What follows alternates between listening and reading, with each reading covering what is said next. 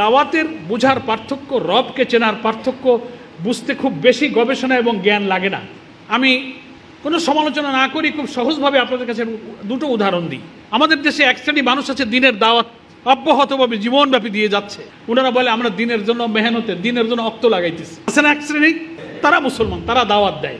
সেই দাওয়াতে তাগুত, জাহেলিয়াত, শয়তান, মানুষের তৈরি করা আইন, মতবাদ, হুকুম সমাজে প্রতিষ্ঠিত পরিচালিত থাকলেও সেই দাওয়াতের মধ্যে একথা পরিষ্কার করা হয় না যে রাষ্ট্র শাসন, সমাজ, জুডিশিয়ারি, কোর্ট কাচারি, আইন আদালত, পার্লামেন্ট, প্রশাসন, ওখানেও যে আল্লাহর একটা আইন আছে, ওইটা না মানলে যে আল্লাহকে মানা হয় না। লা ইলাহার অর্থ যে এই যে ইলাহা মানে হচ্ছে আইনদাতা, হুকুমদাতা, রিজিকদাতা, শাসনকর্তা।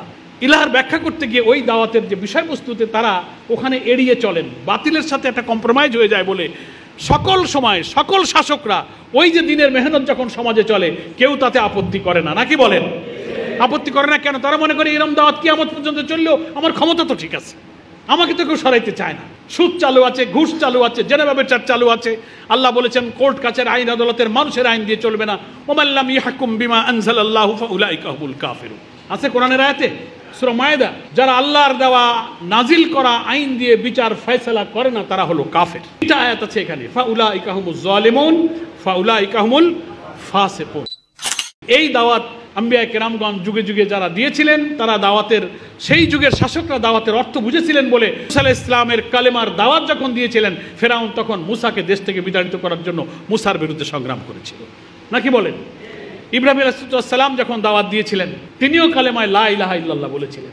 নমরুদ তখন তার বিরুদ্ধে উৎখাতের জন্য নেমে পড়েছিল, কারণ ইব্রাহিমের কালেমার দাওয়াতের অর্থ নমরুদ বুঝেছিল, মুসার দাওয়াতের তাৎপর্য ফেরাউন বুঝেছিল।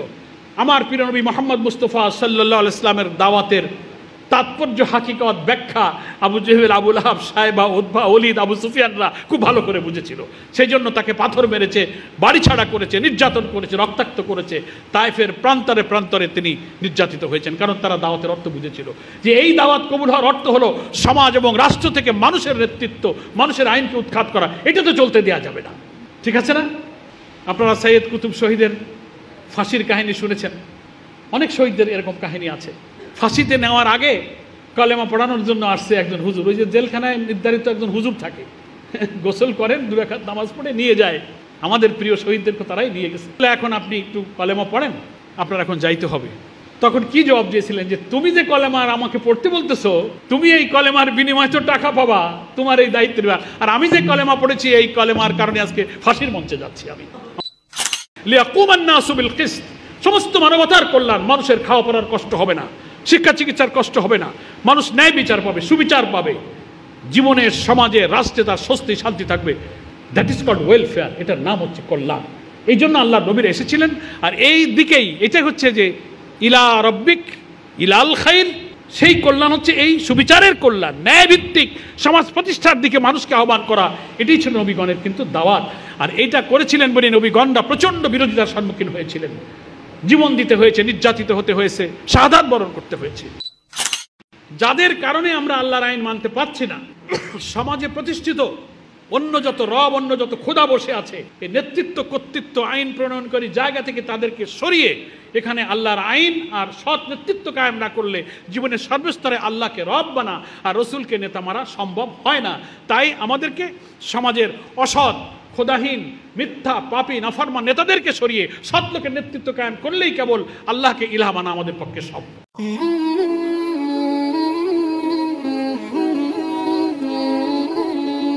আসসালামু আলাইকুম ওয়া রাহমাতুল্লাহ। সুপ্রিয় দর্শক, বাংলাদেশ জামাতে ইসলামের ঢাকা মহানগরীর দক্ষিণের উদ্যোগে গত 10 মে শুক্রবার রোকন সদস্য প্রার্থীদের নিয়ে দিনব্যাপী শিক্ষা শিবির অনুষ্ঠিত হয়েছে। ওই শিক্ষা শিবির অনুষ্ঠানের প্রধান অতিথি হিসেবে উপস্থিত ছিলেন বাংলাদেশ জামাতে ইসলামের সেক্রেটারি জেনারেল ও সাবেক সংসদ সদস্য অধ্যাপক মিয়া গোলাম পরোয়ার সাহেব। তো প্রিয় দর্শক, ওই অনুষ্ঠানে সেক্রেটারি জেনারেল সাহেব কঠিন একটা বক্তব্য দিয়েছেন। তো চলুন আমরা সেই বক্তব্যটা দেখে আসি। আলহামদুলিল্লাহ রাব্বিল আলামিন, সালাতু ওয়াসসালামু আলা সাইয়্যিদিল মুরসালিন ওয়া আলা আলিহি ওয়া সাহবিহি আজমাইন।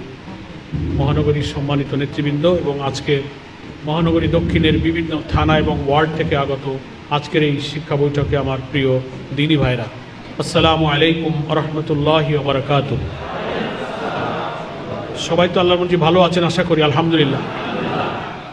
এই মানের এত সংখ্যক লোককে সরাসরি আজকে এখানে একত্রিত হওয়ার তৌফিক দান করেছেন। আমাকে আল্লাহ পাক সেই মজলিসে আসার সুযোগ দিয়েছেন। আমি আল্লাহ তাআলার কাছে সে কারণে আপনাদেরকে নিয়ে শুকরিয়া আদায় করছি, আলহামদুলিল্লাহ। এই আলোচনার বিষয়টা যদি খুবই গুরুত্বপূর্ণ, তবুও এর মধ্য দিয়ে আল্লাহ পাক যেন হক আদায় করে আপনাদের খেদমতে আলোচনা পেশ করার জন্য আমাদেরকে তৌফিক দান করেন, আল্লাহুম্মা আমিন। পয়লা কথা হলো, আমরা সবাই বুঝি দাওয়াত কথাটার অর্থ।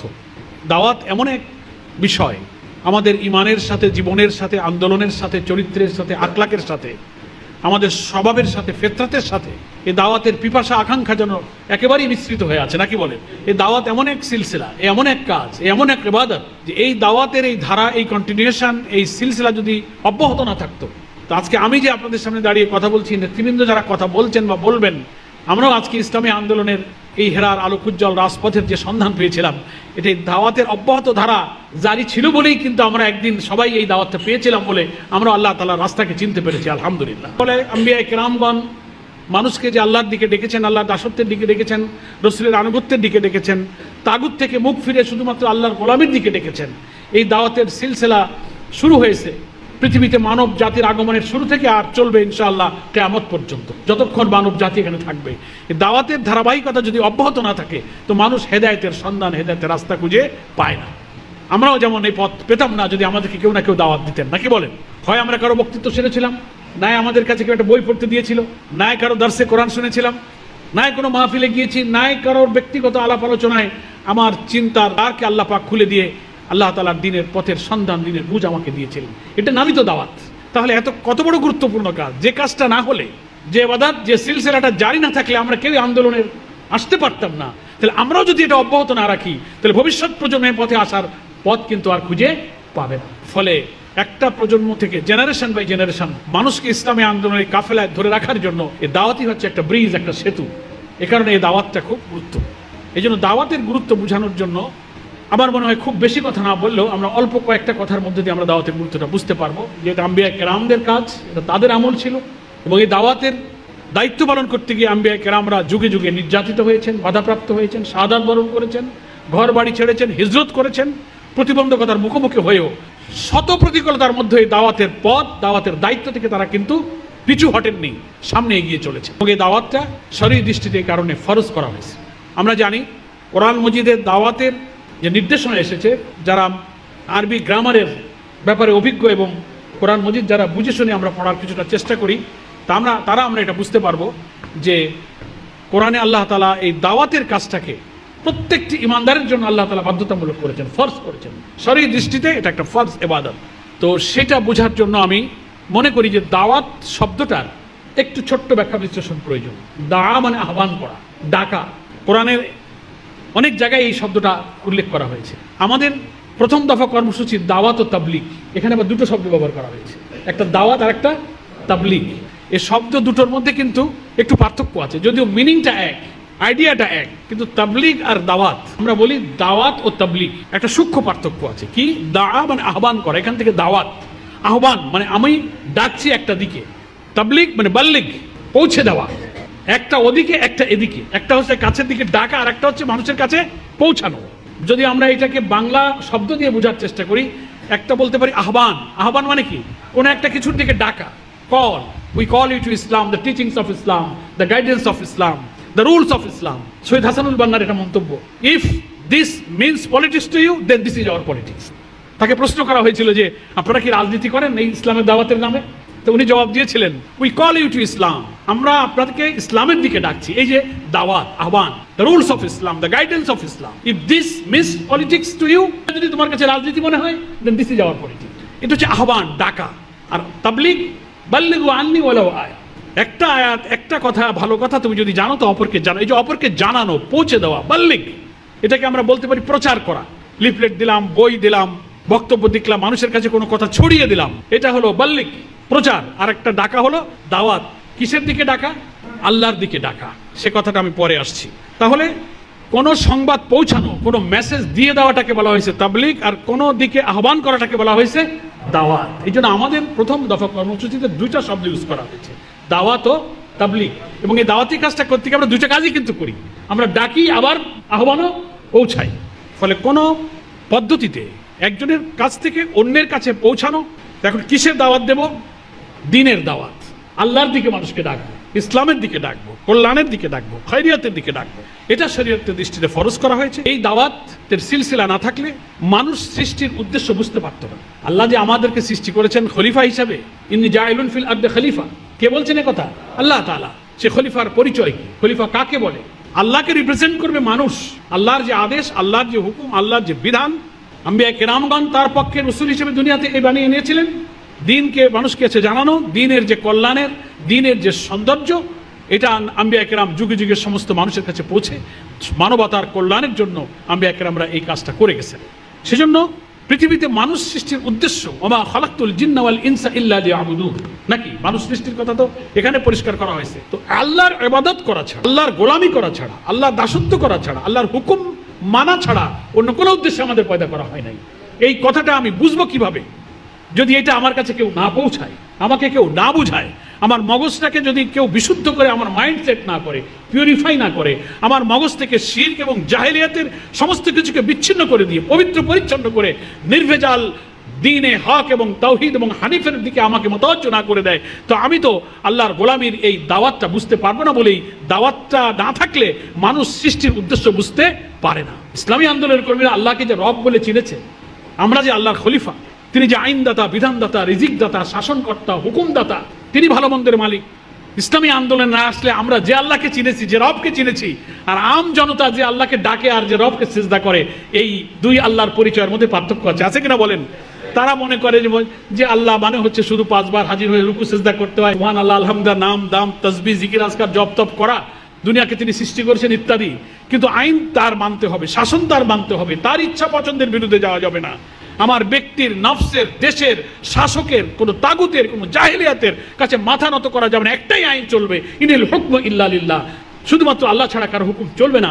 তিনিই যে রব, এই রবের পরিচয়টা কিন্তু আমরা পেয়েছি এই দাওয়াতটা পাওয়ার কারণে। আমরা কোরআন পড়েছি, অর্থ, তাফসীর, ইসলামী সাহিত্য, আল্লাহ নবীর হাদিস এবং রাসূলের সিরাত বুঝে ইসলাম এবং দাওয়াতের একটা ছবি, পুরো চিত্র আমার কাছে পরিষ্কার হয়েছে দিনের আলোর মতো। তখন বুঝতে পেরেছি এই তো সেই দাওয়াত, নাকি বলেন? এখন দাওয়াতের বোঝার পার্থক্য, রবকে চেনার পার্থক্য বুঝতে খুব বেশি গবেষণা এবং জ্ঞান লাগে না। আমি কোনো সমালোচনা না করি, খুব সহজভাবে আপনাদের কাছে দুটো উদাহরণ দিই। আমাদের দেশে এক শ্রেণী মানুষ আছে দিনের দাওয়াত অব্যাহতভাবে জীবনব্যাপী দিয়ে যাচ্ছে। ওনারা বলে আমরা দিনের জন্য মেহনতে, দিনের জন্য অক্ত লাগাইতেছি। আছে না এক শ্রেণী, তারা মুসলমান, তারা দাওয়াত দেয়। সেই দাওয়াতে তাগুত, জাহেলিয়াত, শয়তান, মানুষের তৈরি করা আইন, মতবাদ, হুকুম সমাজে প্রতিষ্ঠিত পরিচালিত থাকলেও সেই দাওয়াতের মধ্যে একথা পরিষ্কার করা হয় না যে রাষ্ট্র শাসন, সমাজ, জুডিশিয়ারি, কোর্ট কাছারি, আইন আদালত, পার্লামেন্ট, প্রশাসন, ওখানেও যে আল্লাহর একটা আইন আছে, ওটা না মানলে যে আল্লাহকে মানা হয় না। লা ইলাহার অর্থ যে এই যে ইলাহা মানে হচ্ছে আইনদাতা, হুকুমদাতা, রিজিকদাতা, শাসনকর্তা। ইলাহার ব্যাখ্যা করতে গিয়ে ওই দাওয়াতের যে বিষয়বস্তুতে তারা ওখানে এড়িয়ে চলেন, বাতিলের সাথে একটা কম্প্রোমাইজ হয়ে যায় বলে সকল সময় সকল শাসকরা ওই যে দিনের মেহনত যখন সমাজে চলে কেউ তাতে আপত্তি করে না, নাকি বলেন? আপত্তি করে না কেন? তারা মনে করে এরকম দাওয়াত কিয়ামত পর্যন্ত চললেও আমার ক্ষমতা তো ঠিক আছে, আমাকে তো কেউ সরাইতে চায় না। সুদ চালু আছে, ঘুষ চালু আছে, জেনেভা বিচার চালু আছে। আল্লাহ বলেছেন কোর্ট কাছের আইন আদালতের মানুষের আইন দিয়ে চলবে না। ওমাল্লাম ইয়াহকুম বিমা আনজালাল্লাহু ফাউলাইকা হুমুল কাফিরুন, আছে কোরআনের আয়াতে সূরা মায়েদা। যারা আল্লাহর দেওয়া নাজিল করা আইন দিয়ে বিচার ফয়সালা করে না তারা হলো কাফের। এটা আয়াত আছে এখানে, ফাউলাইকা হুমুজ জালিমুন ফাউলাইকা হুমুল ফাসিকুন। তারা দেখছে না এই দেশে তো আল্লাহর আইন ছাড়া মানুষের আইন দিয়ে সব চলে। ওই বিচার ব্যবস্থার বিরুদ্ধে, ওই শাসন ব্যবস্থার বিরুদ্ধে তো দাওয়াতের মধ্যে কোনো কথা নাই। তাহলে তোমার আল্লাহ বিল্লাহ রসুল জিকির আজকারও ঠিক, আর আমি যে মানুষের আইন দিয়ে রাষ্ট্র চালাই আমিও ঠিক। ফলে তোমার এই দাওয়াতে রাষ্ট্রের কোনো ক্ষতি হয় না, নাকি বলেন? সেই জন্য সকল শাসক, সকল সরকারের সময় তারা খুব যত্নের সাথে তাদের এই মেহনত দেশে বিদেশে চালায় যায়। আবার কিছু দাওয়াত কি কাজ এমন আছে যে আপনি যখন এই ইলাহের ব্যাখ্যা করতে যাবেন, রবের ব্যাখ্যা করতে যাবেন, জামাতের 3 দফা দাওয়াতকে খুব পরিষ্কার করে বলবেন যে আল্লাহর আইন মানতে হবে, রসুলের আনুগত্য করতে হবে। এই সমাজে আমরা তা মানতে পারছি না বলে আল্লাহর গোলাম হতে পারছে না। তাই সমাজের নেতৃত্বের পরিবর্তন দরকার, আইনের পরিবর্তন দরকার। তখনই কায়েমি স্বার্থবাদীরা আপনার দাওয়াতকে বাধা দেবে, নাকি বলেন? যেহেতু আমার ক্ষমতার চেয়ার নিয়ে টানাটানি করে। কথা বুঝে আসছে না? এই দাওয়াত আম্বিয়া কেরামগণ যুগে যুগে যারা দিয়েছিলেন, তারা দাওয়াতের, সেই যুগের শাসকরা দাওয়াতের অর্থ বুঝেছিলেন বলে মুসা আলাইহিস সালামের কালেমার দাওয়াত যখন দিয়েছিলেন, ফেরাউন তখন মুসাকে দেশ থেকে বিতাড়িত করার জন্য মুসার বিরুদ্ধে সংগ্রাম করেছিল, নাকি বলেন? ইব্রাহিম আলাইহিস সালাম যখন দাওয়াত দিয়েছিলেন তিনিও কালেমায় লা ইলাহা ইল্লাল্লাহ বলেছিলেন। নমরুদ তখন তার বিরুদ্ধে উৎখাতের জন্য নেমে পড়েছিল, কারণ ইব্রাহিমের কালেমার দাওয়াতের অর্থ নমরুদ বুঝেছিল, মুসার দাওয়াতের তাৎপর্য ফেরাউন বুঝেছিল। আমার প্রিয় নবী মুহাম্মদ মুস্তাফা সাল্লাল্লাহু আলাইহি ওয়াসাল্লামের দাওয়াতের তাৎপর্য, হাকিকত, ব্যাখ্যা আবু জেহেল, আবু লাহাব, সাইবা, উতবা, ওলীদ, আবু সুফিয়ানরা খুব ভালো করে বুঝেছিল। সেই জন্য তাকে পাথর মেরেছে, বাড়ি ছাড়া করেছে, নির্যাতন করেছে, রক্তাক্ত করেছে। তায়েফের প্রান্তরে প্রান্তরে তিনি নির্যাতিত হয়েছেন, কারণ তারা দাওয়াতের অর্থ বুঝেছিল যে এই দাওয়াত কবুল হওয়ার অর্থ হলো সমাজ এবং রাষ্ট্র থেকে মানুষের নেতৃত্ব, মানুষের আইনকে উৎখাত করা। এটা তো চলতে দেওয়া যাবে না, ঠিক আছে না? আপনারা সৈয়দ কুতুব শহীদের ফাঁসির কাহিনী শুনেছেন, অনেক শহীদদের এরকম কাহিনী আছে। ফাঁসিতে নেওয়ার আগে কলেমা পড়ানোর জন্য আসছে একজন হুজুর। ওই যে জেলখানায় নির্ধারিত একজন হুজুর থাকে, গোসল করেন, 2 রাকাত নামাজ পড়ে নিয়ে যায়। আমাদের প্রিয় শহীদদেরকে তারাই নিয়ে গেছে। এখন আপনি একটু কলেমা পড়েন, আপনার এখন যাইতে হবে। তখন কি জবাব দিয়েছিলেন যে তুমি যে কলেমার আমাকে পড়তে বলতেছো, তুমি এই কলেমার বিনিময়ে তো টাকা পাবা, তোমার এই দায়িত্ব, আর আমি যে কলেমা পড়েছি এই কলেমার কারণে আজকে ফাঁসির মঞ্চে যাচ্ছি আমি। আমার কথাটা বুঝেছেন? তাহলে কালেমার দাওয়াতের অর্থ ওরা বুঝেছে। তো প্রিয় ভাইরা, সময় কম, আমার সংক্ষেপ কথা হলো যে দাওয়াতের গুরুত্ব এই কারণে যে এটা হচ্ছে শরঈ দৃষ্টিতে একটা ফরজ। এই দাওয়াত না থাকলে সৃষ্টির উদ্দেশ্য সফল হয় না, মানুষ আল্লাহকে চিনতে পারে না, আখিরাতকে চিনতে পারে না, রেসালাতের প্রতি ঈমান পরিচ্ছন্নভাবে আনা যায় না। কারণ আল্লাহ তাআলার নবী দুনিয়াতে এসেছিলেন, এই দাওয়াতের দায়িত্ব মানুষকে আযাবের ভয় দেখিয়েছেন আর জান্নাতে সুসংবাদ দিয়েছেন। ইন্না আরসালনাকা শাহিদাও ওয়া মুবাশশিরাও ওয়া নাযীরাও ওয়া দাঈয়ান ইলাল্লাহি বিইজনিহি সিরাজাম মুনীরা। কোরআন শরীফে আছে এটা। নিশ্চয়ই আল্লাহ তাআলা তার রাসূলকে পাঠিয়েছেন মানুষের কাছে সত্যের সাক্ষ্যদাতা হিসেবে, মুবাশশিরাও, সুসংবাদদাতা। ইসলামের এই দাওয়াত কবুল করলে আল্লাহ তাআলার কাছে তুমি নাজাত পাবে, জান্নাত পাবে, দুনিয়ার দুঃখ কষ্ট থেকে তুমি রেহাই পাবে। ও নাযীরাও, ভীতি প্রদর্শনকারী। এটা না মানলে তোমাকে আযাব এবং শাস্তিও তোমার জন্য অপেক্ষা করছে। এই দাওয়াত শরঈ দৃষ্টিতে খুব গুরুত্বপূর্ণ যে এই দাওয়াতি কাজ যারা না করে, এই দাওয়াতের অর্থ যারা না বোঝে, তারা রেসালাতের প্রতি ঈমানকে মজবুত করে রাসূলকে চিনতে পারে না, রাসূলকে বুঝতে পারে না। তাহলে আমরা দাওয়াতের যে বিষয়বস্তু বলেছি, সে দাওয়াতের বিষয়বস্তুটা কি, যেটা আমাদের জামাতে ইসলামীর গঠনতন্ত্রে পরিষ্কার করে বলা আছে, আমাদের আকীদা, আমার যে দাওয়াতটা দিই সেই দাওয়াতটা হচ্ছে লা ইলাহা ইল্লাল্লাহু মুহাম্মাদুর রাসূলুল্লাহ সাল্লাল্লাহু আলাইহি ওয়াসাল্লাম। আল্লাহ ছাড়া কোনো ইলাহা নাই, মাবুদ নাই। দেখেন, ইলাহ শব্দের অর্থ নিয়েও আমাদের সমাজের মধ্যে বিভ্রান্তি আছে। ইলাহ একটা আরবি শব্দ, এর মধ্যেই তো বিপ্লবের বারুদ, বিপ্লবের আগুন এই ইলাহ শব্দের মধ্যে। বুঝে শুনে যে আল্লাহকে ইলাহ বলবে, সে তো জন্ম থেকে সমস্ত রাষ্ট্র, সরকার, সমাজ, পার্লামেন্ট নেতৃত্বের বিরুদ্ধে বিদ্রোহ করবে। There is no leader, there is no government, there is no parliament, there is no supreme power illallah, একমাত্র আল্লাহ ছাড়া। তাহলে তিনি আজন্ম বিদ্রোহী, যিনি বুঝে শুনে কলেমা পড়বেন। যুগে যুগে আম্বিয়া কেরামরা বুঝে শুনে কলেমা পড়েছিলেন, আর শাসকরা এই কলেমার অর্থ বুঝেছিলেন বলে তারা কিন্তু এই কলেমার তাৎপর্য বুঝেছিলেন। এখন সুকৌশলে আমাদের মধ্যে ইলাহার অর্থ করা হচ্ছে কি, আমরা স্কুলেও পড়েছি দিনিয়াত, ইসলামিয়াত বইতে, লা ইলাহার অর্থ বলা হচ্ছে নেই কোনো মাবুদ আল্লাহ ছাড়া। তা মাবুদও কিন্তু আরেকটা আরবি শব্দ, নাকি? মাবুদ আরেকটা আরবি শব্দ। তো একটা আরবি শব্দের বাংলা তর্জমায় যদি আরেকটা আরবি শব্দ দিয়ে আপনি করেন, তার মূল তাৎপর্য লুকানো থাকে। এই উপাস্য, যাকে সেজদা করা যায়, পূজা উপাসনা করা যায়, সম্মান করা যায়, শ্রদ্ধা করা যায়, এমন একটা পূজনীয় উপাস্য একটা সত্তাকে বোঝায়। কিন্তু আপনি যদি আইনদাতা, রিজিকদাতা, সৃষ্টিকর্তা, বিধানদাতা, হুকুমদাতা মনে করেন, তাইলে তো বিরাট ব্যাপার। এই জন্য ইলাহ শব্দের ব্যাখ্যার মধ্যে কিন্তু মূল দাওয়াতের কনসেপশনটা কিন্তু লুকানো আছে। 3টা ধাপে এই দাওয়াতকে, যার কাছে আমরা দাওয়াত দিতে যাই তার কাছে ক্লিয়ার করার জন্য 3টা ধাপে দাওয়াতটাকে ব্যাখ্যা করা হয়েছে। প্রথমে আমরা কি বলি? প্রথম পার্ট, 3 দফা দাওয়াত বলি না আমরা? কয় দফা বলি? তার প্রথম দফা হলো মানুষকে আমরা বলি যে আমরা তো কলেমা পড়েছি যে লা ইলাহা ইল্লাল্লাহু মুহাম্মাদুর রাসূলুল্লাহ। এর অর্থ হলো যে আমরা আল্লাহ ছাড়া কাউকে আর হুকুমদাতা, আইনদাতা মানবো না, আর রাসূল সাল্লাল্লাহু আলাইহি ওয়াসাল্লামকে আমরা নেতা মেনে নেব। কথা বলছি একজনের সাথে, ধরেন দাওয়াত দিতে গিয়ে, তো তিনি বলবেন যে হ্যাঁ তা তো ঠিক, আমি তো মুসলমান, আমি তো আল্লাহ কালেমা পড়েছি, তো আল্লাহই তো আমার রব, তিনি আমার ইলাহ, আমরা তারই আইন মানতে বাধ্য, আল্লাহর নবীকে নেতা মানতে বাধ্য। ঠিক আছে, তখন আমরা তাকে যুক্তি দিই যে আসলে আমরা এই 2024 সালের বাংলাদেশে আল্লাহকে কি পুরোপুরি ইলাহ মানতে পারছি? সমাজে, রাষ্ট্রে, প্রশাসনে সব জায়গায় কি আল্লাহ আমার ইলাহ আছে? আমরা মানুষকে ইলাহ বানিয়ে বসেছি, শয়তানকে ইলাহ বানিয়ে বসেছি, নফসকে ইলাহ বানিয়ে বসেছি। এটা যখন দাওয়াতের সময় থেকে বোঝাতে যাচ্ছি, তখন দাওয়াতের দ্বিতীয় দফা এসে হাজির হচ্ছে যে আমরা আসলে কালেমা পড়ে যে কমিটমেন্টটা করেছি, আল্লাহর কাছে সবাই আমরা ওয়াদা করেছি, we all are committed to Allah, আল্লাহর কাছে অঙ্গীকার করছি আল্লাহ ছাড়া কাউকে ইলাহ আমরা মানবো না। তখন আমরা তাকে বলছি যে ভাইরে, বাবারে, বোন রে, আমি যে আল্লাহকে ইলাহ মেনেছি, কিন্তু কার্যত সমাজে তো আল্লাহকে আমরা পূর্ণ ইলাহ মানতে পারছি না। তাহলে আমার মুখের কথা আর কাজের মধ্যে গড়মিল হয়ে যাচ্ছে। কথাটা বুঝে আসছে আপনাদের? কিসের গড়মিল হলো? কথায় বলেছি যে আল্লাহ আমার রব, কাজ করতে গিয়ে 2024 সালের মে মাসের বাংলাদেশে দেখি যে কোর্টে আমার আল্লাহ রব নাই, অর্থনীতিতে আল্লাহ রব নাই, শিক্ষানীতিতে আল্লাহ রব নাই, ব্যবসা বাণিজ্য বিচারে আল্লাহ রব নাই, পার্লামেন্টে আল্লাহ রব নাই, ওখানে মানুষকে রব বানিয়ে নিয়েছি। তখন আমি ওই ব্যক্তিকে বুঝাতে সক্ষম হচ্ছে যে তাহলে ভাই, এই কলেমা পড়ার কারণে মুসলিম হিসেবে আমি যে কথা ওয়াদা করেছি যে আল্লাহ ছাড়া আমার আর কোনো রব নাই, তাহলে আমার কার্যত সেই কথা আর কাজে তো মিল হচ্ছে না, গড়মিল হয়ে যাচ্ছে। তাহলে এই কথা কাজের গড়মিল দূর করতে হবে। কথা দিয়ে যদি সে কাজের সাথে মিল না থাকে, তাকে তো মুনাফিকি আচরণ বলে। তখন বলবে হ্যাঁ তা তো ঠিক, কথা কাজে তো গড়মিল হয়ে যাচ্ছে, তাহলে এখন এই গড়মিল দূর করার উপায় কি? তখন দাওয়াতের তৃতীয় দফা এসে হাজির হচ্ছে। এই গড়মিল দূর করতে গেলে যাদের কারণে আমরা আল্লাহর আইন মানতে পারছি না, সমাজে প্রতিষ্ঠিত অন্য যত রব, অন্য যত খোদা বসে আছে, এই নেতৃত্ব কর্তৃত্ব আইন প্রণয়নকারী জায়গা থেকে তাদেরকে সরিয়ে এখানে আল্লাহর আইন আর সৎ নেতৃত্ব কায়েম না করলে জীবনের সর্বস্তরে আল্লাহকে রব বানা আর রসুলকে নেতা মারা সম্ভব হয় না।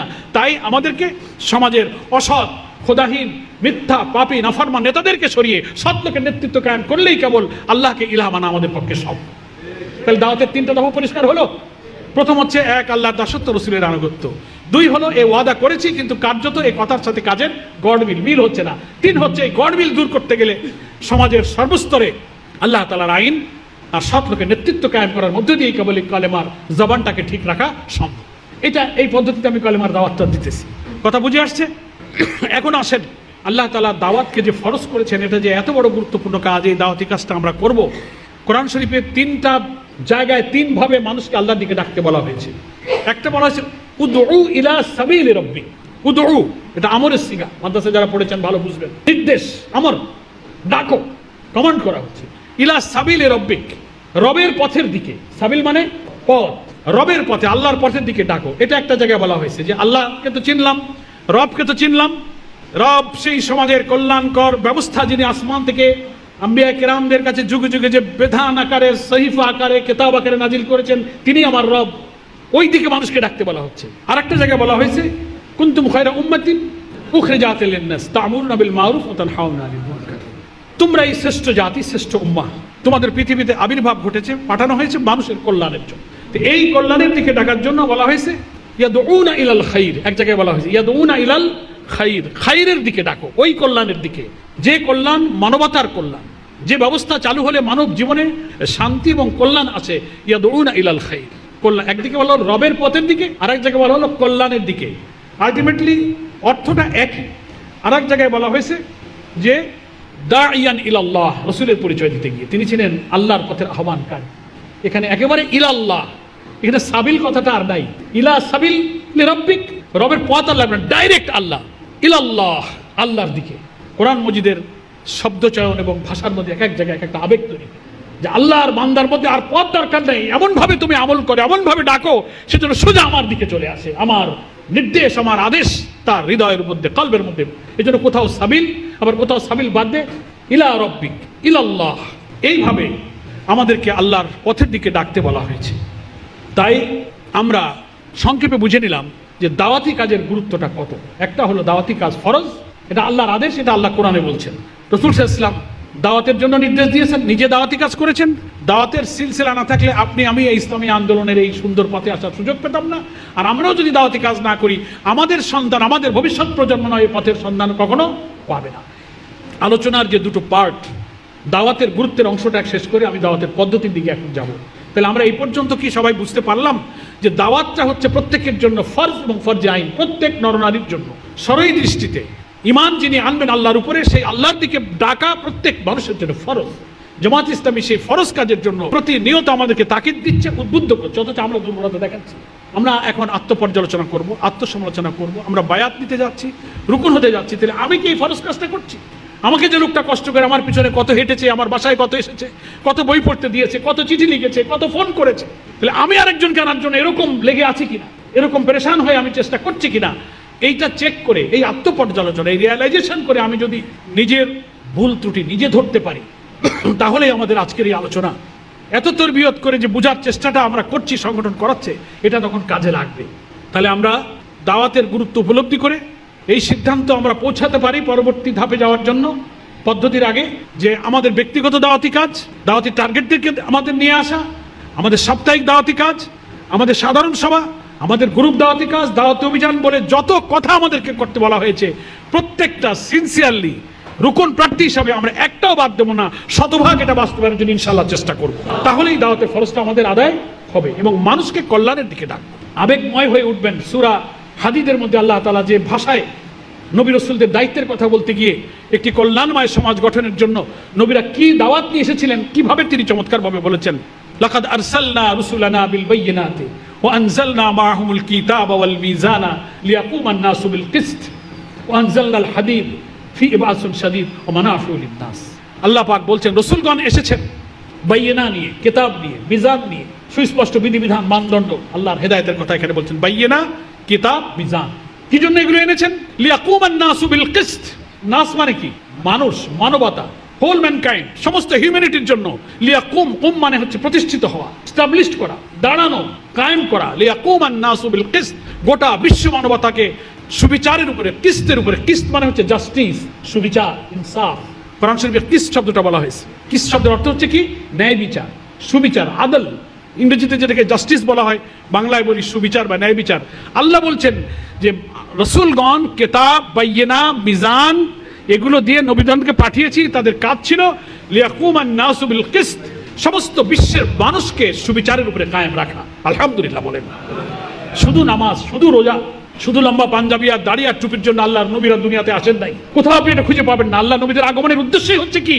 মানবতার কল্যাণ, উখরিজাতিল লিন-নাস, বিশ্বের মানুষের কল্যাণ। এখানে বলা হচ্ছে লিয়াকুমান নাসু বিল কিসত, সমস্ত মানবতার কল্যাণ। মানুষের খাওয়া পড়ার কষ্ট হবে না, শিক্ষা চিকিৎসার কষ্ট হবে না, মানুষ ন্যায় বিচার পাবে, সুবিচার পাবে, জীবনের, সমাজে, রাষ্ট্রে তার স্বস্তি শান্তি থাকবে। That is called welfare. এটার নাম হচ্ছে কল্যাণ। এই জন্য আল্লাহ নবীরা এসেছিলেন। আর এই দিকেই এটাই হচ্ছে যে ইলা রব্বিক ইলাল খাইর, সেই কল্যাণ হচ্ছে এই সুবিচারের কল্যাণ, ন্যায়ভিত্তিক সমাজ প্রতিষ্ঠার দিকে মানুষকে আহ্বান করা। এটাই ছিল নবীগণের কিন্তু দাওয়াত। আর এটা করেছিলেন বলে নবীগণরা প্রচন্ড বিরোধিতার সম্মুখীন হয়েছিলেন, জীবন দিতে হয়েছে, নির্যাতিত হতে হয়েছে, শাহাদাত বরণ করতে হয়েছে। আমার প্রিয় ভাইরা, তায়েফের ময়দানে, মক্কা মদিনার অলিতে গলিতে, পাহাড়ে পর্বতে, যুদ্ধের ময়দানে ময়দানে আমাদের প্রিয় নবী এবং তার সঙ্গী সাথীরা যে কষ্ট ভোগ করেছেন, অপমানিত হয়েছেন, লাঞ্ছিত হয়েছেন, তুচ্ছ তাচ্ছিল্য করে মানুষকে তাড়িয়ে দিয়েছেন, প্রিয় নবীকে পাগল বলে পাথর মেরে রক্তাক্ত করেছেন, অজ্ঞান হয়েছেন, এসবটার পিছনে ছিল এই কল্যাণের দিকে দাওয়াত। নাকি বলেন? এই কল্যাণের দাওয়াতের কারণে আমার ভাই নবীরা কষ্ট পেয়েছেন। আমরা কি নবীদের সেই রক্তের স্মৃতি বিজড়িত এই রক্তমাখা দাওয়াতের এই ঐতিহ্যকে ধারণ করে ঢাকা মহানগরীর দক্ষিণের মধ্যে এই উর্বর অঞ্চলে, যাকে আমরা heart of the city, heart of the country বলি, রাজনীতি, প্রশাসন, অর্থনীতি, ব্যবসা বাণিজ্য সবকিছুর মূল কেন্দ্র হচ্ছে ঢাকা মহানগরী দক্ষিণ, সেই জায়গায় যারা বায়াতের গ্রহণ করতে যাচ্ছেন, তারা যদি আজকে আমরা শপথ করি আমার ব্যক্তিগত দাওয়াতে, সমষ্টিগত দাওয়াতে, দাওয়াতি অভিযানে, সাধারণ সভায় শতভাগ সংগঠনের শৃঙ্খলা মেনে আমি আমার প্রিয় নবীর এই দাওয়াতের অভিযানে, এই দাওয়াতের দায়িত্ব পালনে আমি সিনসিয়ার থাকবো। আমি গাফেলতি করবো না, অলসতা করবো না, ইনশাআল্লাহ। এখন আসুন এই দাওয়াতের পদ্ধতি, দাওয়াতটা তো দেবো, কি পদ্ধতিতে দেবো? দাওয়াতের ব্যাপারে আমাদের সংগঠন পদ্ধতির দুইটা উপায় বলা আছে, একটা ব্যক্তিগত পদ্ধতি আর একটা সামষ্টিক পদ্ধতি, পার্সোনাল, ইন্ডিভিজুয়ালি, আর একটা হচ্ছে কালেকটিভলি দাওয়াত দেওয়া। তো সেই দাওয়াতের ব্যাপারে শুরুই করতে হবে নিজের থেকে। আগে কোথা থেকে শুরু করতে হবে? নিজের থেকে। কু আনফুসিকুম, কু মানে কি? বাঁচো। কদ কামাতিস সালাহ, দাঁড়াও। আবার কিছু দোয়ার মধ্যে আছে না, ওয়াকিনা আযাবান নার, এই যে কিন, কফ, কফ, এটার অর্থ হলো রক্ষা করা, বাঁচানো। তো কু, বাঁচাও, রক্ষা করো, সেভ করো। আনফুসিকুম, নিজেকে। আহলিকুম, তোমার আহালকে। কিসের থেকে? না, আগুন থেকে।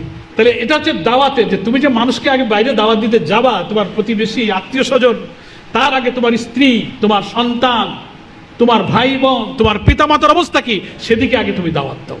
এই জন্য দাওয়াত শুরু হবে কোন জায়গা থেকে? আগে নিজের থেকে। দাওয়াতের সাবজেক্ট ম্যাটার, দাওয়াতের বিষয়বস্তুর আলোকে আমি কেমন আছি। আমি যে অপরকে নামাজের কথা বলবো, ফরজ ওয়াজিবের কথা বলবো, কবিরা গুনাহ থেকে বাঁচতে বলবো, পর্দা করতে বলবো, রুজি হালাল করতে বলবো, আমার এ ব্যাপারে অবস্থাটা কি, এটা আগে নিজে একটু জাস্টিফাই করা, রক্ষা করা। আযাব থেকে, আগুন থেকে আমাকে রক্ষা করার মতো আমি হতে পেরেছি কিনা, এরপর আমার আহালকে আমি দাওয়াতের আওতায় নিয়ে নেব। এই জন্য রাসূল আকরাম সাল্লাল্লাহু আলাইহি ওয়াসাল্লামের জীবনেও দেখা যায় যে যখন গোপন দাওয়াতি কাজ তিনি প্রথম করেছেন, তার এক পর্যায়ে আল্লাহ রাসূলকে আল্লাহ তাআলা প্রকাশ্যে দাওয়াত দিতে বলেছে। ফাসদা বিমা তু'মার, আমি যে আদেশ দিয়েছি তুমি এখন মানুষকে সেদিকে ডাকো। ফানজির আশিরাতাকাল আকরাবিন, তোমার নিকটবর্তীদেরকে আগে আল্লাহর ভয় দেখাও। কে বলছেন এসব কথা? আল্লাহ তাআলা বলছেন। তাহলে আমার দাওয়াতের কাজটা শুরু হবে কোন জায়গা থেকে? নিজের থেকে, এবং পরবর্তীতে এই দাওয়াত হবে সবার জন্য। সেই দাওয়াত দুই পদ্ধতি, একটা ব্যক্তিগত পদ্ধতি, একটা সমষ্টিগত পদ্ধতি। ব্যক্তিগত পদ্ধতিটা সুন্দর করে আমাদের সংগঠন পদ্ধতিতে বলা আছে যে পার্সোনালি আমি আগে টার্গেট নেব। আমার রিপোর্ট বইয়ের ডান দিকে 3-4টা নাম আমি লিখে রাখবো, এরা হচ্ছে আমার দাওয়াতি টার্গেট। কি টার্গেট? দাওয়াতি টার্গেট। নিয়মিত প্রত্যেক সপ্তাহে দিনে সুবিধা মতো আমি তাদের সাথে ব্যক্তিগত দেখা সাক্ষাৎ করব, সালাম জানাবো, তাকে হাদিয়া তোফা দেবো, পরিচিত হব, ঘনিষ্ঠ হব। যে আগে ব্যক্তিকে দাওয়াত দিতে গেলে তার সাথে ব্যক্তিগত খাতিরটা করতে হবে, সম্পর্ক। হতে পারে তিনি একটু বিএনপি মানা, হতে পারে তিনি আওয়ামী মানা, হতে পারে তার মধ্যে সমাজতন্ত্রী সেকুলার বাম মানা, আমার প্রতিবেশী, আমার অফিসের কলিগ, আমার আত্মীয় স্বজন, আমার ব্যবসায়িক পার্টনার, যাই হোক না কেন, হোয়াটএভার লাইক, তার অবস্থা বুঝে আগে তার কাছে মনের কথাটা বলতে গেলে তা আমাদের দাওয়াতি কাজের টেকনিকটা কিছুটা হোমিওপ্যাথিক ডাক্তারের মতো। লোক বুঝে, রুগীর অবস্থা বুঝে পাওয়ার বাড়াইতে হবে। তখন যখন অনুভব করবে যে না, সম্পর্কটা এখন এমন পর্যায়ে হয়েছে যে এখন একটা কথা বললে সে রাখবে, কি এরকম পরে বোঝা যায় না, তখন তাকে ধীরে ধীরে কালেমার এই দাওয়াতের যে বিষয়বস্তু এতক্ষণ আমি আলোচনা করলাম, ওইটার যে কথাটা, আবার সবার কাছে সব কথা বলার পরিবেশ বুঝে কথা বলতে হবে। একটা লোক এমএ পাস, সরকারের সচিব ছিল, সামরিক অফিসার ছিল, অথবা ব্যবসায়ী, একটা লোক পানের দোকানদার, একটা রিক্সা চালায়, ভ্যান চালায়, একজন খুব শিক্ষিত, একজন স্বল্প শিক্ষিত, একজন নিরক্ষর। তো সবার অবস্থা কি একরকম হবে? বললেন হবে। এক একজনের কাছে তার স্টাইলে, তাকে যেভাবে তার কাছে আমার কথাটা সুন্দর করে উপস্থাপন করা যায়, সেই ভাষায়, সেই কায়দায়, সেই যুক্তি দিয়ে তার কাছে সেটা তুলে ধরতে হবে। বুঝে শুনে যদি দেখি যে না, কোনো লোক কোনো কথা শুনতে বুঝতে একটু বিব্রত হয়, তো কথাটাকে সহজ করে, নরম করে, হৃদয়গ্রাহী করে, হৃদয় স্পর্শ করে, এমন করে তার কাছে আমার কথাটা, দাওয়াতটা পৌঁছাতে হবে। এটা হচ্ছে ব্যক্তিগত দাওয়াতি কাজ। সেকেন্ড বলেছি কি? সমষ্টিগত, কালেকটিভলি। ওইটার ব্যাপারে তো বলা আছে সাধারণ সভা, সেমিনার, ওই যে মাসে যে সাধারণ সভা হচ্ছে, ইউনিটে, ওয়ার্ডে, ওয়াজ মাহফিল, সেমিনার, সিম্পোজিয়ামের আলোচনা করা, জনসভা করে সেখানে নেতৃবৃন্দ আসছে, ইসলামের দাওয়াতের বক্তব্য দিচ্ছে। এরকম যে কোনো সভা, সমিতি, গ্রুপ ভিত্তিক দাওয়াত করে দলগতভাবে মানুষের কাছে গিয়ে দাওয়াতি কাজটা করা। তাহলে আমাদের দাওয়াতি কাজ কয় প্রকারের হলো? দুই প্রকার, একটা ব্যক্তিগত আর একটা সমষ্টিগত। যেটা সংগঠনের মধ্যে প্র্যাকটিস আছে, এটা আমরা করব। নেক্সট আসুন, যিনি দাওয়াত দেবেন তার বৈশিষ্ট্য। এই যে আমি তো দাওয়াত দেব, আমি তো দায়ী, যিনি দাওয়াত দেয় তিনি হচ্ছেন দায়ী। এ ব্যাপারে তার কতগুলো গুণ বৈশিষ্ট্য থাকতে হবে। চট করেই শুধু মাথা গরম করে লোকদের ঠিক আছে আজকে গেছিলাম পরোয়ার ভাইয়ের কাছে, দাওয়াতের গুরুত্ব বুঝে আসছি, হাটে বাজারে রাস্তায় যেখানে পেলাম সাইকেল থেকে দাঁড়া, আগে দাওয়াত শুনে যা, ফরজ কাজে আদায় করি, কেন সেখানে দাঁড়ায় পড়ে হাত ধরে দাওয়াত দিলে তো হবে না। স্থান, কাল, পাত্র, মন, মেজাজ বুঝে দাওয়াত দিতে হবে। একটা লোক ডাক্তারের কাছে যাইতে সাইকেল চালায় মায়ের ওষুধ আনতে, আপনি তার থামায় রাস্তায় দাঁড় করে দাওয়াত দিলে সেই দাওয়াতের আসর হবে না। তার মন বগজ বুঝতে হবে। এই জন্য দাওয়াত দানকারী যিনি হবেন তার কিছু গুণাবলী থাকতে হবে। তার প্রথম হচ্ছে যে দাওয়াত আমি কি বিষয়ের উপরে দিচ্ছি, কি তাকে বলবো, সেই কথাটা নিজে আগে বুঝতে হবে। নিজের সে সম্পর্কে পড়াশোনা, জ্ঞান, কোরআন হাদিসের আয়াত, হাদিস, এলম, চর্চা, উদাহরণ, নবী রাসূলের জীবন থেকে কিছু বলতে গেলে এ সম্পর্কে নিজের আগে এলেমটা হাসিল করতে। এক। দুই হচ্ছে দাওয়াতের ক্ষেত্রে তার নিয়তটা বিশুদ্ধ থাকতে হবে, যে আমি কোনো লোক দেখানোর জন্য, নেতাদের কাছে ভালো হওয়ার জন্য, সংখ্যা বাড়ানোর জন্য নয়, আমি শুধুমাত্র আল্লাহ তাআলার সন্তুষ্টির জন্য, আল্লাহর বান্দাদেরকে আল্লাহর পথ চেনাবার জন্য, এর বিনিময়ে আল্লাহ আমার উপরে খুশি হবেন, আখিরাতে আমি নাজাত পাবো। আল্লাহকে দেখানো ছাড়া, আল্লাহকে খুশি করা ছাড়া আমার আর কোনো উদ্দেশ্য নাই। এই বিশুদ্ধ নিয়তটা দাওয়াত আমরা যারা কাজ করবো তাদের অন্তরের মধ্যে নিয়তটা সহি রাখতে হবে। নেক্সট হচ্ছে দাওয়াতের ক্ষেত্রে ধৈর্য থাকতে হবে। 3 বার 4 বার 5 বার বাড়ি গেছি, 5 বার একটা বুঝাইছি, সে শোনে না, মানে না, খালি ছুটে চলে যায়। বারবার তার কাছে যাওয়া এবং ধৈর্য ধরা, তার জন্য দোয়া করা, পরিস্থিতি বোঝা যে তার কাছে কি এখন কথা বলার মতো, তার বাসা বাড়িতে বউ বাচ্চার অসুখ, তার অর্থনৈতিক সংকট, কোনো মামলা মোকদ্দমায় মানসিক টেনশনে, এ সব সময় তো সব কথা শোনার মতো মন থাকে না, নাকি বলেন? মেজাজ পরিবেশ বুঝে তাকে দাওয়াতি কাজ করা। ভাষাটা মিষ্টভাষী হতে হবে, কর্কশ যুক্তর্ক দেওয়া, বিতর্ক করা, ঝগড়ায় যাওয়া, কথা বলতে গিয়ে তাকে একটু ছোট করে ডাউন করা, এগুলো উদ্দেশ্য থাকবে না। মিষ্টভাষী হতে হবে, উত্তম ভাষায়। আল্লাহ তাআলা টেকনিক কি শিখাইছেন? উদউ ইলা সাবিলি রাব্বিকা বিল হিকমাতি ওয়াল মাউইজাতিল হাসানা। বলা আছে না, হিকমত, বুদ্ধিমত্তা এবং উত্তম ভাষণ, উত্তম ভাষণ, উত্তম বাক্য সহকারে তুমি যুক্তি দিয়ে দাওয়াত। ভাষাটা মিষ্ট হতে হবে। দাওয়াত দিতে গিয়ে যদি তার সাথে কোনো ব্যাপারে মতপার্থক্য হয়ে যায়, তাহলেও সেটা নিয়ে বিতর্কে যাওয়া যাবে না। ঠিক আছে ভাই, আপনি একটা প্রশ্ন করেছেন, আমার হয়তো এখন এটা জানা নাই, আমি জেনে আপনাকে পরে কথা বলবো, কিন্তু বুঝতে পারেনি বলে নিজে একটু বড় হওয়ার জন্য একটা মিথ্যা টিথ্যা গুজামিল দিয়ে বুঝায় নিজে জিতে বাড়ি চলে আসলে আমার লাভ তো হইলো না, ওই লোকটাকে আমি হারাবো। ধৈর্যশীল হতে হবে। অপরকে কথা বলার সুযোগ দেওয়া, আমি কিছু কথা বলে সেও কিছু কথা বলতে চাইতে পারে, ফলে তাকেও কিছু কথা বলার সুযোগ দেওয়া, এগুলো আমাদের খেয়াল রাখতে হবে। আমাদের দাওয়াতের মধ্যে অনেক সময় জড়তা থাকে, যে সম্পর্কে আমার এলেমটা, আমার জ্ঞানটা আগে যথেষ্ট করে নেওয়া এবং কোনো কমপ্লেক্সিটি, হীনমন্য, যে আমার জ্ঞান কম, বুদ্ধি কম, আমি পারি না, আমার টাকা পয়সা কম, আমি গরিব মানুষ, একটা ধনী লোকের কাছে বলবো, এগুলো অনেক সময় আমাদেরকে কিছুটা হীনমন্য করে দুর্বল করে ফেলে। এটা করা যাবে না, যে আমি সবচেয়ে উত্তম কাজটি করছি, যার ব্যাপারে আল্লাহ তাআলা আমাকে মর্যাদা দিয়েছেন, ওমান আহসানু কাওলাম মিম্মান দাআ ইলাল্লাহ। আছে না কোরআন শরীফে আয়াত? কার কথার চেয়ে আর কার কথা উত্তম হতে পারে? যে মানুষকে আল্লাহর দিকে ডাকে। ফলে আমার কথাটা উত্তম, আমি আল্লাহর কাছে সবচেয়ে মর্যাদা সম্পন্ন। ফলে ওনার টাকা থাকুক, উনি গাড়ি বাড়ির মালিক হোক, কিন্তু আমি তো সবচেয়ে শ্রেষ্ঠ মর্যাদার অধিকারী একটা কথা নিয়ে তার কাছে যাচ্ছি। এইভাবে নিজেকে হীনমন্য মনে না করে, মর্যাদাশীল মনে করে মানুষের কাছে দাওয়াতটা নিয়ে যেতে হবে এবং হৃদয় দিয়ে, অন্তর দিয়ে কথা বলতে হবে, তাহলে তার আসর হবে। এই পড়াশোনা, কোরআনের সাথে সম্পর্ক, নফল নামাজ, নফল রোজা, কিয়ামুল লাইল, আল্লাহর সাথে নিবিড় সম্পর্ক করে আমি যদি আল্লাহর সাথে নিজে ঘনিষ্ঠ হতে পারি, তখন আমার এই দাওয়াতে অন্যের উপরে আসর হবে। ইসলামের দাওয়াত এটা রুহানি দাওয়াত। দেখবেন কোনো দাওয়াত, কোনো কথা মানুষকে বললে সে যদি তার হৃদয় দিয়ে বলে এবং শুধু আল্লাহকে খুশি করার জন্য বলে, ইখলাসের সাথে বলে, পৃথিবীর কোনো স্বার্থ ছাড়া শুধু আল্লাহর উদ্দেশ্যেই কথা বলে, তখন সেই কথাটাই মানুষের উপরে আসর হয়। আর দুনিয়াবি কোনো স্বার্থে কথা বললে ওইটা অন্যের অন্তরে কিন্তু আসর হয় না, ওটা আর্টিফিশিয়াল হয়ে যায়, কৃত্রিম হয়ে যায়, ওইটার একটা প্রভাব তার চরিত্রের মধ্যে কিন্তু পড়ে না। আমরা যারা রুকন হতে চাচ্ছি, রুকন মানে হচ্ছে স্তম্ভ, পিলার, খুঁটি, নির্ভরযোগ্য শক্তি, যার উপরে অবলম্বন করা যায়। আল্লাহর কাছে জান মাল সুপর্দ করে দিয়ে সংগঠনের মাধ্যমে আপনি আল্লাহর কাছে বায়াত গ্রহণ করে বিক্রি করে দেবেন যে এই জান মাল আমার নয়, যতদিন আমি হায়াত থাকবো আমার এই জান মাল আল্লাহর ইচ্ছা, আল্লাহর মর্জি অনুযায়ী সংগঠন আমার টেক কেয়ার করবে এবং আল্লাহর জন্য আমি এটা উৎসর্গ করে দিলাম। এরকম টার্গেট নিয়েও যদি পরিশ্রম করি তো আমার মানও বাড়লো, আর এই সংগঠনে হাজার হাজার লোক নতুন করে যুক্ত হবে ইনশাআল্লাহ। মহান আল্লাহ তাআলা এর মধ্য দিয়ে আমাদেরকে বায়াত গ্রহণ করার তৌফিক দান করুন, আর লক্ষ লক্ষ মানুষের অধ্যুষিত এই মহানগরীতে, অলিতে গলিতে, আমাদের শহরের সমস্ত জায়গায় যেন তৌহিদের দাওয়াতে মুখরিত হয়ে আমরা ঢাকা মহানগরীকে ইসলামী আন্দোলনের ঘাঁটিতে পরিণত করতে পারি। আল্লাহ তাআলা আমাদেরকে তৌফিক দান করুন। ওমা তৌফিক ইল্লা বিল্লাহ, হাযা মা ইনদি ওয়াল ইলমু ইনদাল্লাহ, আলাইহি তাওয়াক্কালতু ওয়া ইলাইহি উনীব। আসসালামু আলাইকুম ওয়া রাহমাতুল্লাহি ওয়া বারাকাতুহু। দর্শক, আপনারা সেক্রেটারি জেনারেল সাহেবের ভিডিওটা দেখলেন, তার কথাগুলো আপনাদের কাছে কেমন লেগেছে সেটা কমেন্ট করে জানিয়ে দেবেন। আর ভিডিওটা যদি ভালো লাগে বেশি বেশি করে শেয়ার করবেন। আজকের ভিডিও এই পর্যন্তই, পরবর্তীতে কোনো নতুন ভিডিও নিয়ে আবার আপনাদের সামনে আসবে ইনশাল্লাহ। সকলকে ধন্যবাদ। আসসালামু আলাইকুম ওয়া রাহমাতুল্লাহ।